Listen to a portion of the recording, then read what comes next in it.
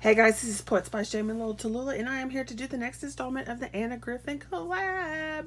This thing is where we are using our Anna Griffin products to produce lovely projects and hopefully inspire you to use your Anna Griffin, or if you don't have any Anna Griffin, you can still be inspired by the same kind of concepts and use the concepts that you see here just with other things that you have in your stash. So once again, I pulled out this box that has these cards in it. So it's the window frame card making kit. Then I had some pieces in, and then I had some of my Christmas paper from Anna in here, so forth on in that. So I took this, used some papers in there. I used some papers from my stash, and then I pulled out this Anna Griffin die set. It is from last year, the year before, the Nutcrackers. And so you got the little mouse king, the ballerina, just a random deer, snowflake, and the Nutcracker. So I took that out and I did some cutting and some paper piecing with that. And I will show you, because I mixed those two kits together. And then this is what I have on the back of this. Okay, so I cut out all the pieces, and then they're made to layer up.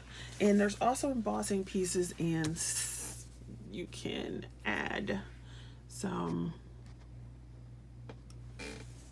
details over the embossing. So let me see if I can get this for you. So I did the Nutcracker. Look at him, he's so cute. And I cut him 3 times. So I've got the brown layer for the bottom, and then I cut him again in the silvery color, so that when you put it down it would have silver buttons. And then I made sure to cut around his beard so you could see his beard. That's colored in with some marker. And then I cut his boots in this purple along with the coat, and then I used some marker again to make the little lines on his boots to give it some more detail. So here he is. Now, I couldn't figure out what I wanted to do with him after I made him, so I just left it that way. So then we talk about mixing the 2 kits. So, envelope. And then I created this one. So this one is, oh, go the other way for you. So here's the little mouse king. You can see where I added details of his face through the stencil part and his little crown. I'm hoping this is coming out good. And then his little jacket I put in purple. And I wasn't sure if I was going to do one card or whatever, so I made them all match as far as their outfits go. And then I took, this is the card base from that kit, as well as the frame and the background layers and the little gold pieces. And so I just laid them up, and it's a step card, center step card. So I just thought that was cute. Yeah, and unexpected because they're not Christmas colors. But see, that's just something else. You do not have to use Christmas colors to create Christmas cards. And this doesn't really have to be a Christmas card. It could be a birthday card or whatever. So just think of your items and so forth in a different way besides, oh, these are pink flowers or yellow flowers, I can't use them for Christmas. Yes, you can. You can do whatever you want. It's your stuff. Okay, so then I did another one. So I took that envelope here and I created this scene. So I used the background piece. You know, here's your stepper card, center step card. And I love this little checker thing going on here, quilted look. And I added green, and you can see like all the outfits match and so forth. With a bunch of the gold pieces, I layered some up on the edges. Okay, and it gives it kind of a spring look.